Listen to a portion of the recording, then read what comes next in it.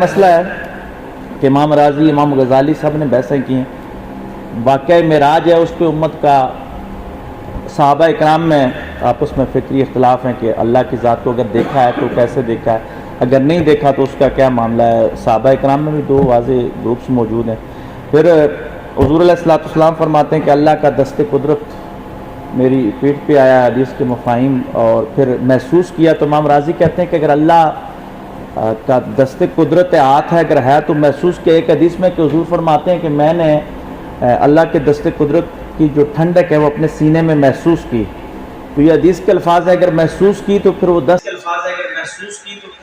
کیسا تھا، محسوس کس چیز کو کیا جا سکتا ہے، محسوس کرنے کے انداز کیسے ہو سکتی ہے، پھر لمبی بحثیں جا کے ہوتی ہیں۔ لیکن شاید اللہ تبارک و تعالیٰ کی حکمت یہی تھی کہ یہ محبت کا تعلق ہے، اور واصف نے کہا تھا کہ قرآن کے